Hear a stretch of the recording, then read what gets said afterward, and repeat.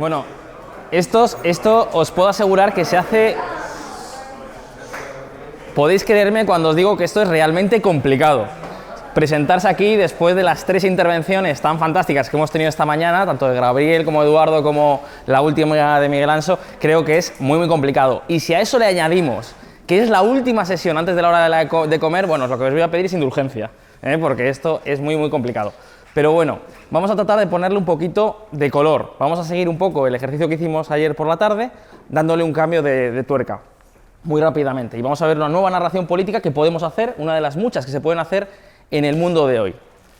Y lo primero que tengo que deciros, tengo que empezar esta charla dándoos la enhorabuena, es decir, felicitándonos, porque tenemos la suerte de ser la generación que va a presenciar la mayor revolución económica y social de todos los tiempos. Es decir, el mundo que viene a partir de mañana, el mundo que ya estamos viviendo y que se está construyendo día a día, va a cambiar a una velocidad de vértigo que ni siquiera nos podemos imaginar. Hoy os voy a presentar algunos datos de cómo pueden venir estos cambios, qué oportunidades pueden deparar y cómo se puede aprovechar esto para crear una narración política. Lo primero que tenemos que tener en cuenta, lo sabéis todos, es que el estado natural del hombre es la pobreza. Si nos remontamos tan solo 100 años atrás en el tiempo, nos vamos a encontrar con que los países con más esperanza de vida tenían en torno a los 50 años y que países como España o China estaban en los 30, 36 años de esperanza media de vida. Cómo han cambiado las cosas en apenas 100 años, ¿no? Y eso era el patrón habitual. Pero estamos a punto de vivir un punto de inflexión único en la historia. Si hasta ahora el estado natural del hombre había sido la pobreza, a partir de dentro de poco más de 2, 3, 4, 5 años, es impredecible, pero desde luego en un corto periodo de plazo, esto se va a terminar. El estado natural del hombre, a partir de este momento, va a ser el estado de confort, las clases medias, el tener un nivel de vida donde la supervivencia esté garantizada, donde todo el mundo tenga acceso a una dieta variada y equilibrada, donde la gente pueda ahorrar, pueda viajar y pueda hacer frente a imprevistos. Se calcula aproximadamente en el año 2020, 2021, 2022. Esto es algo inédito en la historia. Es decir, por primera vez la pobreza va a ser la parte minoritaria de la sociedad global. Ese es el mundo en el que vivimos. Puede que no se corresponda mucho con lo que escuchamos en las noticias, en los medios de comunicación. Luego vamos a ver por qué, pero esto es la realidad.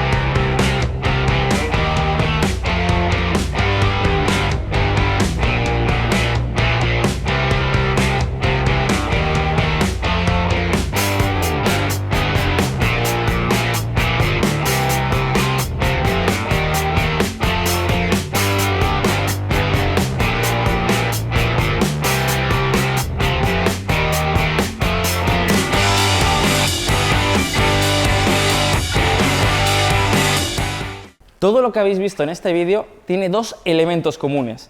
En primer lugar, es una creación nueva del hombre en las últimas 2-3 décadas. Casi todos, a excepción de Australia y Nueva Zelanda, eran países muy pobres hace 30 años. E incluso en el caso de Australia y Nueva Zelanda, aunque eran países ricos, eran países en crisis. Países que recordaban mucho su situación económica y social a la que hoy podemos ver en el viejo continente, en Europa. Y tienen una segunda condición, una segunda característica común, que son todos espacios que están en el Nuevo Mundo. Lo que se llama Asia, donde viven 6 de cada 10 personas. Ese es el mundo real. Muchas veces no lo tenemos en cuenta, nos es alejado, vemos nuestra realidad en Latinoamérica, vemos nuestra realidad en Europa y vemos problemas. Pero lo cierto es que el mundo está cambiando mucho y muy rápido. Y por primera vez es un mundo de progreso. Ahí está. Cada año 140 millones de personas abandonan la pobreza y se pasan a integrar en las clases medias. 140 millones de personas equivale a un país del tamaño de México, cada año, que deja atrás la pobreza y pasan a tener un estatus de confort. Insisto, no estamos hablando de personas ricas, pero estamos hablando de personas que comienzan a ahorrar, que van a la universidad, que empiezan a desarrollar atributos culturales, que tienen capacidad de hacer frente a imprevistos, que pueden alimentarse bien y que pueden hacer frente a los gastos médicos. En los próximos 5 años, porque esto, claro, va a tener consecuencias, esas son las consecuencias sociales, menos pobreza, pero también va a tener consecuencias económicas. En los próximos 5 años, el consumo de todas estas nuevas clases medias va a suponer en torno a 10 billones de dólares más de gasto cada año. ¿Y esto es mucho o es poco? Bueno, actualmente el nivel de gasto en consumo se calcula en unos 35 billones de las clases medias, con lo cual estamos hablando que en poco más de 4 o 5 años esto se va a incrementar sustancialmente. Y esto es una gran oportunidad, porque todas estas nuevas clases medias van a empezar a consumir, van a empezar a demandar productos, van a empezar a viajar. El año pasado, en 2016, 120 millones de chinos se trasladaron en viajes de turismo, de placer o de negocios a otros lugares y se gastaron 100.000 millones de dólares.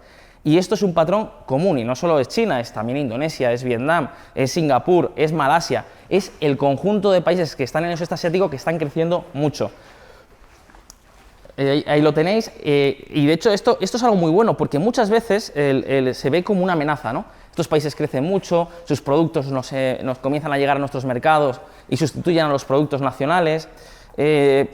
¿Cómo vamos a repartir, ¿no?, la tarta de la economía global? Pero lo cierto es que esto es un mundo de oportunidades. Si España consiguiese tan solo mantener su cuota de exportaciones y su cuota en el comercio mundial, estamos hablando de que los próximos 5 años podríamos incrementar nuestro comercio exterior en un 30-35% exclusivamente por las clases medias emergentes. Y esto evidentemente supondría muchísima riqueza, muchísimas oportunidades y muchísimos empleos. Hoy la empresa que más factura del mundo en materia de comercio no es americana y no es europea, es China. La conocéis todos, es Alibaba y factura 400.000 millones de dólares, que es mucho más que Amazon y eBay juntas. Y esto, insisto, es una oportunidad. Así que si los que aquí estáis presentes en la sala, que tengáis ideas emprendedoras o ideas de negocio, este es el momento, porque nunca antes en la historia había habido tantas oportunidades. Y además, el desarrollo que están teniendo estos países es relativamente sostenible. Se basa en una acumulación de capital y ahorro enorme. Estos países en el sudeste asiático, la acumulación del sudeste asiático y Pacífico, ahorran casi el 50% de la renta que generan cada año. Y lo mejor de todo es que este volumen de ahorro no se ha reducido conforme se han incrementado sus ratios de riqueza, a diferencia de lo que, por ejemplo, se ha ocurrido en las últimas décadas en Europa y en Estados Unidos. Es decir, Singapur ha conseguido unos estándares de vida mucho más altos que los que tenemos hoy aquí, pero su ahorro bruto cada año sigue siendo casi el 50% de la renta generada. Ahorro implica inversión e implica evidentemente retorno. Eso es el motivo por el que en ese vídeo hemos visto tantas construcciones nuevas, tantas infraestructuras, casi todas productivas. También es cierto que hay ciertos desequilibrios, porque todo proceso de crecimiento puede dar lugar a desequilibrios, sobre todo porque hay países autoritarios, como es el caso de China, pero está respaldado por una cantidad de ahorro enorme, tanto que es el ahorro global. El gasto militar actualmente en todo el mundo, si agregamos a todas las grandes potencias y a todos los países, asciende alrededor a 2 billones de dólares cada año. Bueno, pues en la próxima década, la década donde vamos a vivir una gran transformación de nuestros estándares de vida, cada año se van a invertir 9 billones de dólares en infraestructuras productivas, 4 veces más que el gasto militar. Esto es maravilloso, porque lo que estamos haciendo es construir un mundo mucho mejor. Un mundo mucho más conectado, un mundo donde nos podamos relacionar de una forma mucho más rápida, mucho más ágil, un mundo donde nuestras empresas se relacionen, se vinculen con profesionales a lo largo y ancho de todo el mundo. Y esto también está deparando consecuencias asombrosas. Por ejemplo, a lo largo del siglo XX ha habido tensiones, más que tensiones y más que palabras, entre India y Pakistán, por ejemplo, ¿no? Es difícil encontrar un caso de dos países más enfrentados. Bueno, pues hoy en día, gracias a este desarrollo comercial, estos dos países están realizando infraestructuras conjuntas. Se han puesto de acuerdo y están desarrollando un ambicioso paquete de infraestructuras para conectar sus mercados. Y ya sabemos ese dicho, ese lema, ¿no?, de donde pasan el comercio, donde pasan los bienes, no pasan los soldados. Fantástico. En el caso de Japón y China ocurre exactamente lo mismo. Muchas veces se amenazan con barcos, unas islas por aquí, unas islas por allí, pero lo cierto es que nunca las relaciones comerciales entre ambos países habían sido tan importantes y tan destacadas como lo están siendo y se están creciendo los últimos 2, 3, 4 años. El cambio está siendo realmente asombroso. Y luego, desde el punto de vista tal vez más social, pero con implicaciones económicas, perdonadme si voy un poco rápido, pero se nos ha hecho el apasionante debate que han mantenido entre José Ignacio y Miguel Ángel. No, nada, ha sido apasionante, pues bueno, ha recortado un poco el tiempo. Aquí hay otra característica, otra consecuencia que va a ser determinante. El capital humano, es decir, la creatividad del hombre, el ingenio, la acción humana, ¿no? La capacidad de emprender, de montar negocios, de arriesgarse, es el elemento esencial del crecimiento y del desarrollo. No son los estados los que propician desarrollo, son las personas con su trabajo en el día a día, con su creatividad y con su asunción de riesgos. Bueno, esto está muy relacionado, en cierto modo, con la tecnología, con la investigación, es decir, a medida que el ser humano se ha ido formando, ha ido investigando, se ha ido acumulando capital, tanto productivo como capital humano, hemos conseguido incrementos de productividad muy grandes. Bueno, lo que hemos conseguido hasta ahora se ha hecho con un plantel donde había un mundo occidental que era desarrollado, que era culto, que investigaba, y un mundo mayoritariamente, es decir, el mundo mayoritario, que eran las 3/4 partes de todo el planeta Tierra, donde la gente, pues digamos, no tenía esos estándares de conocimiento. Esto está cambiando. Hoy la mayor potencia en cuanto número de estudiantes y crecimiento en inversión académica ya no es Estados Unidos, es China. Hoy en día 24 millones de chinos están yendo a la universidad. Están formándose ingenieros, tecnólogos, biotecnólogos, gente preparándose para las nuevas profesiones, para ese campo de conocimiento del que muchas veces nos hablan, por ejemplo, expertos como, en fin, ¿cómo es el nombre que se me ha olvidado de Alberto? Cordeiro, perdón, Cordeiro. José Luis Cordeiro. José Luis Cordeiro muchas veces nos comenta que estamos a punto de vivir el fin de la muerte, ¿no? Y que estamos a punto de entrar en una era de desarrollos tecnológicos muy destacada. Claro, esto puede sonar ciencia ficción, pero si tenemos en cuenta que vamos en pocos años a más que duplicar nuestra capacidad de generar conocimiento humano, de que vamos a multiplicar por 2, incluso por 3, todos los recursos que tenemos en investigación, la cosa ya empieza a cambiar. Porque si hemos conseguido llegar hasta aquí, ¿qué vamos a poder hacer ahora con todos estos recursos extraordinarios que se han sumado además de una forma muy rápida? De hecho, hay un ejemplo fantástico de cómo están evolucionando los cambios, que es la capacidad de generar productividad y de integrar en la sociedad nuevos productos, nuevos estándares tecnológicos. Cuando se desarrolló la primera imprenta, la imprenta de Gutenberg, se tardaron 50 años en llegar al número 50 de impresoras. Cuando apareció el teléfono fijo, tardamos 75 años en conseguir 100 millones de clientes. Apple en una década ha vendido 1.300 millones de teléfonos móviles. Y SmartGo ha conseguido Pokémon Go ha conseguido 100 millones de usuarios en apenas 23 días. Es decir, estamos hablando de una velocidad en los cambios completamente desconocida. Esto sí es ciencia ficción. Realmente, hoy hemos conseguido, el tejido productivo capitalista ha conseguido desarrollar un producto avanzado, un producto vanguardista y ponerlo en manos de la mayor parte de la población en apenas pocos años. Y esto supone un cambio impresionante. El acceso a Internet. ¿Cuánto tiempo ha tardado Internet en desarrollarse y en generar todas las posibilidades de comercio electrónico, de trabajo conjunto, todas las posibilidades que nos ofrece? ¿Cuánto? ¿15 años? ¿20 años? No es nada en términos históricos y hoy ya representa una parte fundamental de nuestras vidas, ¿no? Y de nuestros negocios. Imaginaros cuando estos países del sudeste asiático, que ya están realizando esa transición hacia la innovación y que tienen esa capacidad de invertir y de acumular capital como de verdad hacía décadas no se había vivido, lo empiecen a hacer. Imaginaros el cambio que viene por delante. Ahora bien, esto es una pregunta clave, ¿no? Llegado a este momento, la cuestión sería decir, bueno, ¿cómo ha sido todo esto posible? Es decir, ¿cómo hemos conseguido romper la naturaleza de la historia y generar cambios que tan acelerados, ¿no? tan exponenciales, ¿no? En cuanto a su capacidad de tener influencia social? Y bueno, como todos los que estéis aquí presentes sabéis, este es el momento donde podemos sacar pecho, porque todo ha sido gracias al libre mercado, al capitalismo y a la apuesta por el individuo. Pero ya no nos tenemos que remontar al siglo XIX o a principios del siglo XX, es que nuestro mundo, en el mundo de hoy, en todos estos países nuevos que han crecido y se han desarrollado muy rápido, lo han hecho gracias a iniciativas basadas en la libertad, iniciativas que podemos tomar como referentes, que nos podemos sentir orgullosos de ellas. Algunas no son puras y no son ortodoxas, pero lo cierto es que han conseguido que la libertad lleve a 1.000 millones de personas a pasar de la pobreza a una vida acomodada. Y eso es maravilloso, al tiempo que, por supuesto, ha mejorado la vida de todos y cada uno de nosotros. Yo me pregunto si que tal vez sin Internet no hubiese sido posible celebrar esta escuela, entre otras cosas porque las aerolíneas low cost funcionan gracias a la capacidad de dirigir tráfico y comercio a través de la red, con lo cual el potencial es continuo. Casos como la revolución agrícola en Nueva Zelanda. Nueva Zelanda, lo vamos a ver después, pero en el año 84 era un país en crisis, con un déficit público de 2 dígitos, con una economía tremendamente proteccionista, tremendamente subvencionada en sus sectores más importantes. El caso agrícola era tremendo, dejaban a la política agraria comunitaria en ridículo. Es decir, si la política agraria comunitaria subvenciona aproximadamente el 20% del valor de la producción, en Nueva Zelanda en el año 84 era el 40%. Y de la noche a la mañana llegó un gobierno y lo suprimió. Suprimió todos los controles de precio, todas las subvenciones e introdujo la libertad. El resultado no fue la desaparición de toda esa industria del campo, el cierre de instalaciones agropecuarias, en absoluto. Lo que ocurrió fue todo lo contrario.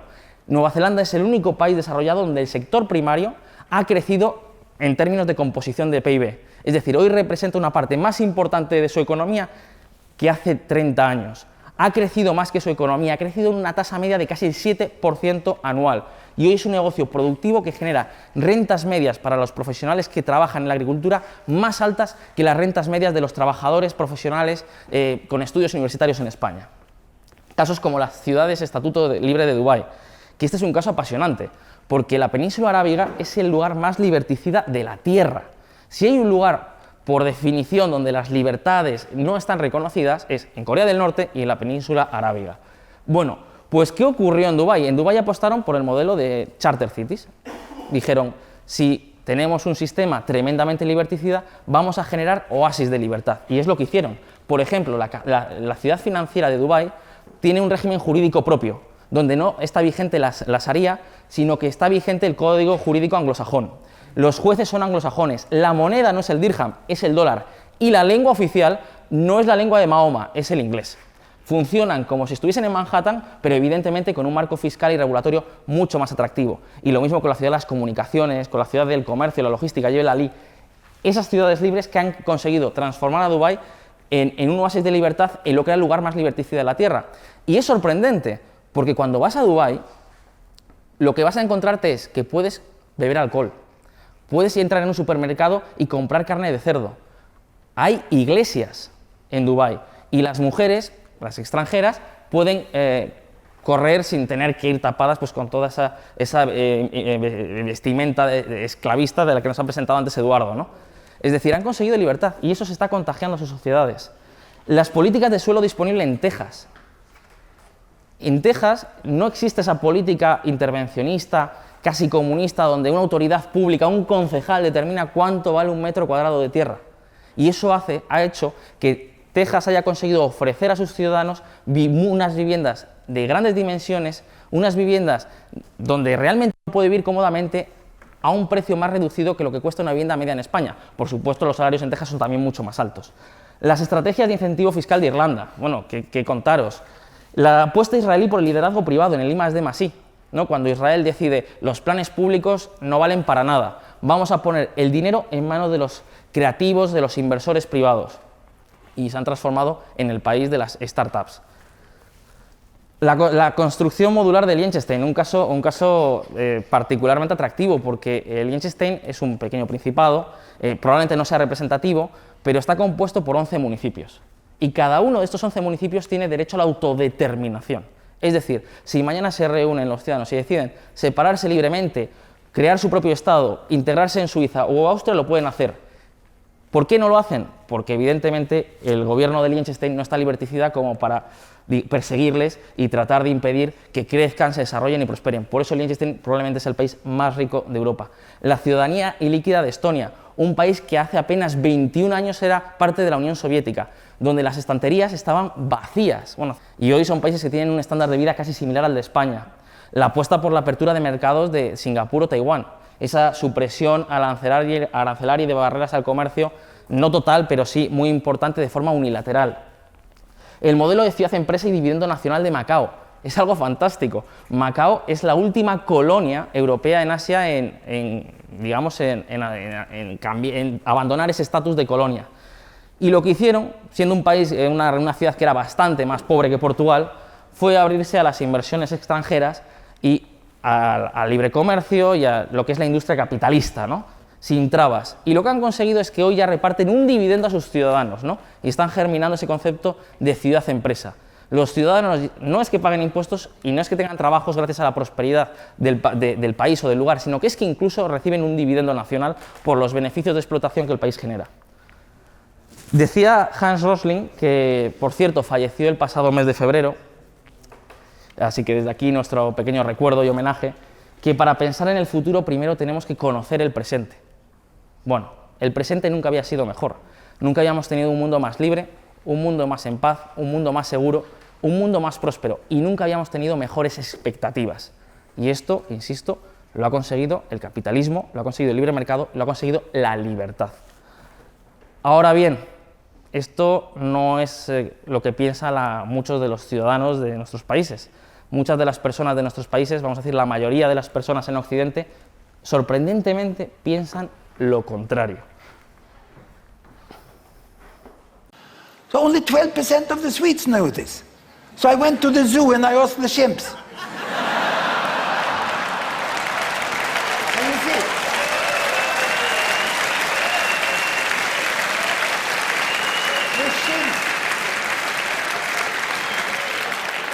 the chimps doesn't watch the evening news.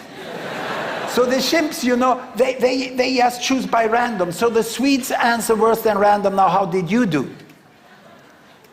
That's you. You were beaten by the chimps. But it was close.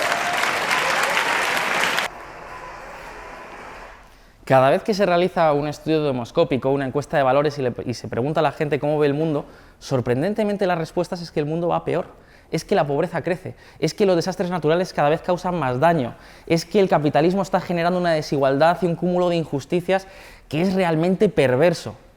Eso es mentira. El 80% de los votantes de Donald Trump, según un estudio de Pew Research Center, piensan que hace 50 años se vivía mejor en Estados Unidos. Que hace 50 años, cuando la esperanza media en Estados Unidos era de apenas 68 años y donde el 30% de la sociedad todavía no tenía electricidad, se vivía mejor.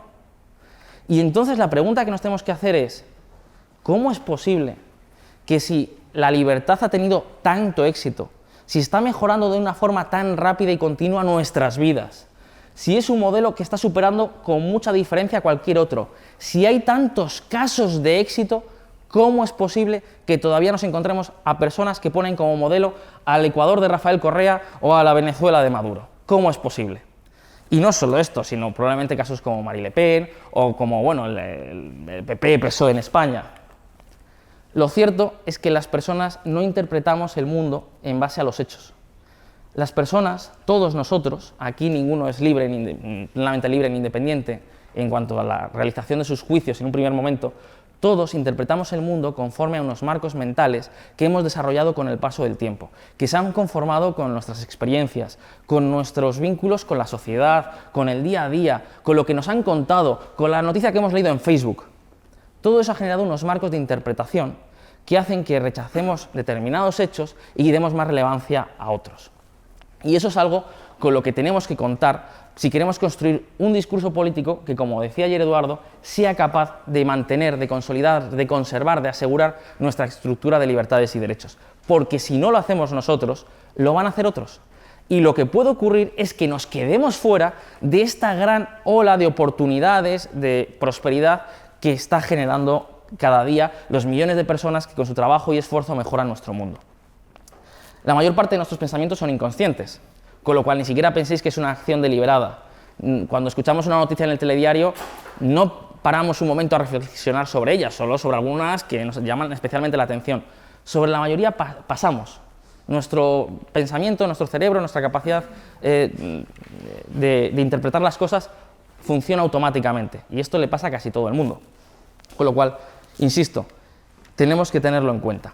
Y uno de los factores más importantes, y es donde yo me atrevería a decir, y esto reconozco ser un poco osado, pero creo que uno de los problemas donde radica que el discurso de la libertad haya perdido adhesión en España y en otros países, a lo mejor latinoamericanos o de Europa, radica en que hemos conseguido hacer una refutación ejemplar de todas las tesis de las teorías políticas intervencionistas, pero no hemos construido una narración en positivo. No hemos complementado esa refutación con una narración de objetivos, de metas, de valores, de sueños.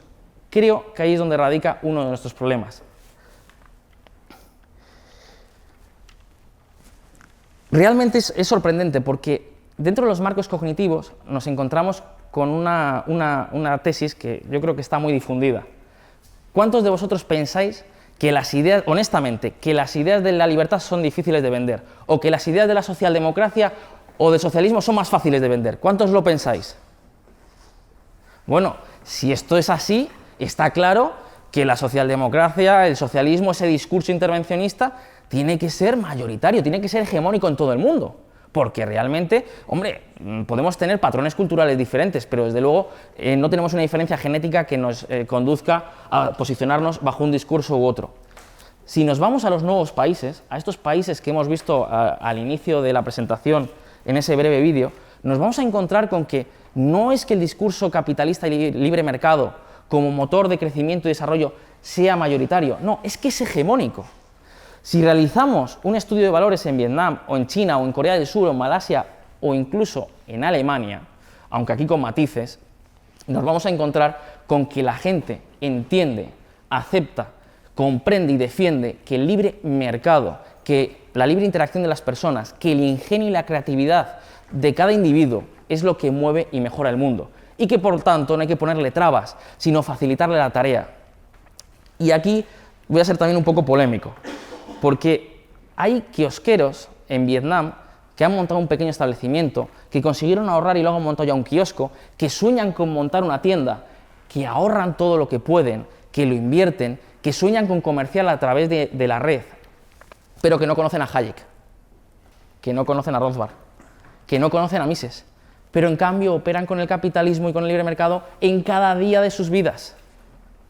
Y eso nos tiene que llevar a plantearnos que junto a ese debate, esa reflexión de pensamiento, que es esencial, que es importantísima, tenemos que construir una historia que le demuestre a esas personas lo importante que para ellos puede ser el libre mercado.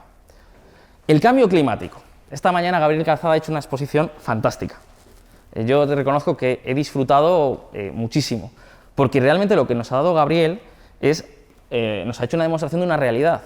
Si queremos preservar la sostenibilidad, si queremos enfrentarnos a los retos ambientales, lo mejor es el progreso, lo mejor es la innovación, lo mejor es el desarrollo. Pero en cambio, este debate también lo estamos perdiendo. Y a lo mejor resulta que lo estamos perdiendo porque cada vez que refutamos una teoría del cambio climático, en cierto modo la estamos consolidando. Me explico. Hay un marco cognitivo general en la sociedad, y seguro que si vosotros mismos, si no lo tenéis, seguro que conocéis a mucha gente que tiene esta estructura de pensamiento, que es lo siguiente. La contaminación es mala. Como es mala porque tiene consecuencias. Las fábricas y el desarrollo generan contaminación. Ergo, tienen consecuencias malas que tenemos que evitar. El discurso del cambio climático no puede construirse solo en base a la refutación. Tiene que construirse con una alternativa en positivo, de forma complementaria. Y ahí es donde creo que no se han alcanzado muchos logros, ¿no? Donde hay un hándicap que tenemos que superar. Y otros lo tienen muy claro.